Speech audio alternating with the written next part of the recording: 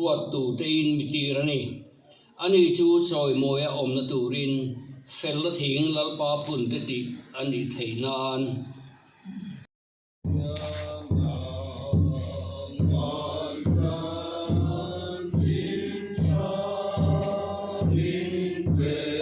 Thiên nắng mòn dần xin cho mình về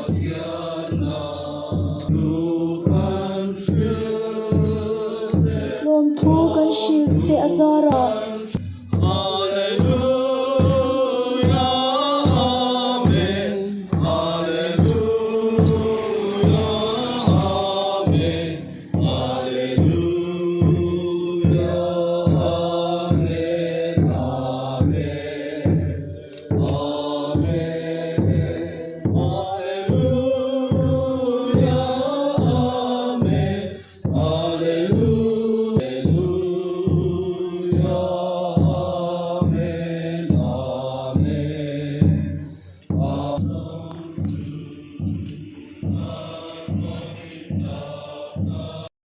ania hun ma salam sang sangin e pathian biak na hun kan mang thina he hi lu kan tia oinia po hian i chun jong zer tlak nin kan thria kan ko ran chuan tiang hian in khom hi kan la buat sai zel ani in he tu kin zinga kan zan ko ran mai ni lovin hun danga tangin aron in khom po eng mo zat kan oma alo mom hlea tuna khongain zar ko ran po na tanga ron in khom kan baptist unaute in salvation unaute le amidang kan omani chuan kan thut mun atang in khongai ni lo ding ilang in athange alo momei thu angu kan lalpa isu krista mingin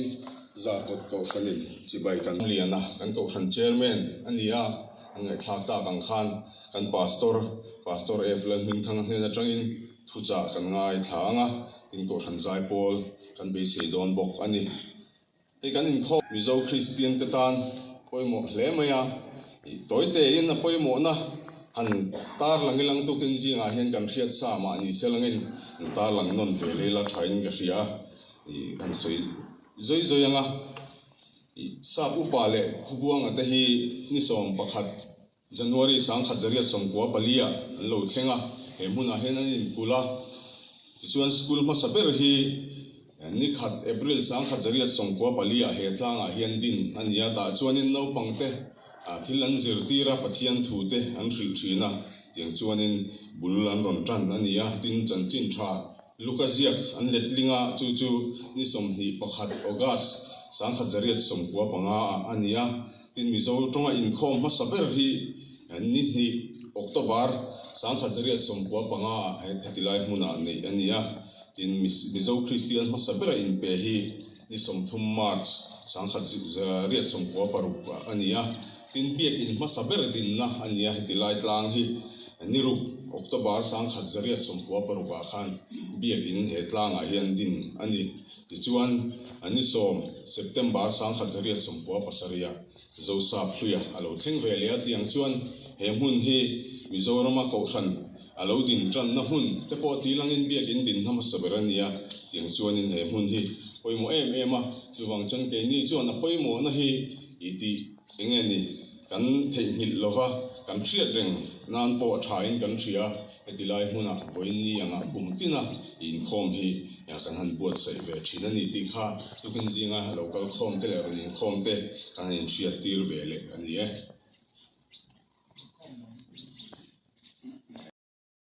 chuan ma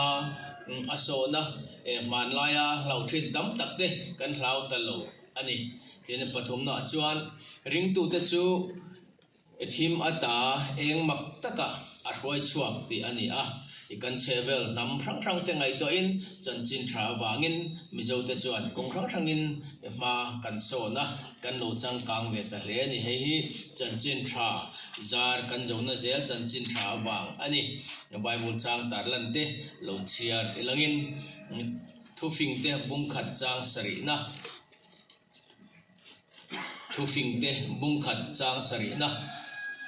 lalpa tri hi finna bul ani a nima selami a ta chuan finna le zirtir na an musit train lalpa tri hi finna bul ani a ni ma selami a ta chuan finna le zirtin na an musit thin Peter le khathon pakhat na bung ni chang kwa na Peter le khathon pakhat na bung ni chang kwa na ni ma sela thimata chuaka a eng mak hian aro pui tak me bani kan Joseph missionary te Mizoram an local tir khan e kan din hun e kong khang kan e le bar zonalam ate kan in le lo te kan khosa phung tin reng khan ngai toila kan lan hiam hle ani kha Joseph missionary te lo thlen tir vel kha chuan ani po in an diarrhea an jiak na nam zong zonga mizo hi an la bal ber e tepo anti hialani e khatilai kan din hun khachu e chang kang lo takani kong tin renga khan e kanin le lo ala tlabala kan khosak na ala hiama e zirna po e atir khachan bulan tran hwa phe khachuan keni mizo te khachu e kanin hun ala hiam le jiak le chiar po thiam lo kan ni kha zirna trang kai na po e la hello khop khan e kan ngai to na kha ala mol mang ve ani a ni ma sela he chanchin tha hian zirna aron keng tela chanchin tha wanga nun kan lo nei na Yesu Krista kan rin awanga nun kan lo nei na chandam kan ni alut to tereng nen chumi pialama po Thia nung le kim ti thei ini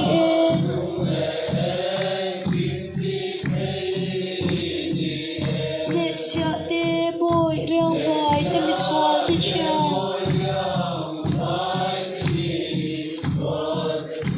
fasha te ri thei te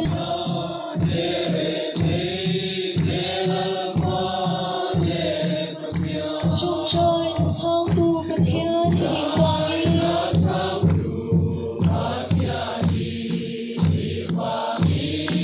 ini den an mamo an dir ite for ti en san ngai lo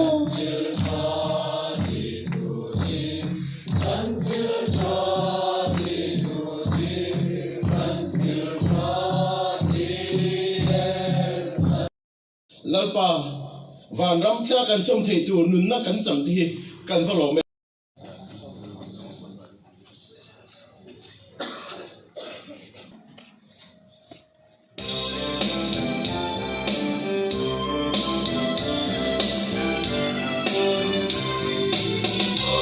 Hãy subscribe cho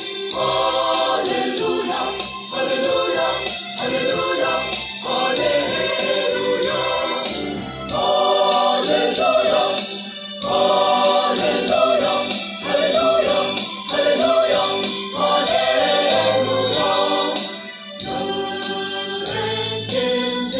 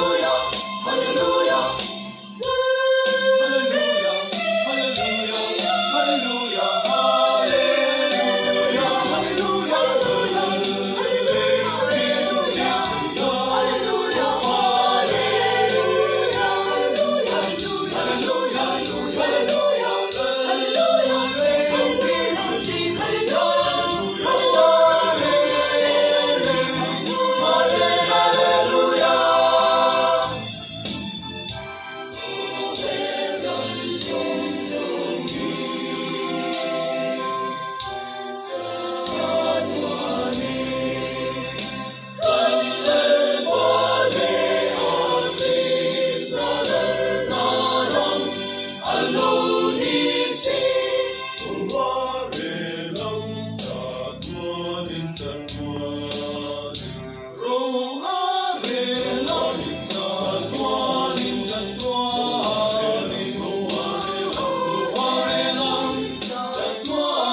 không bỏ lỡ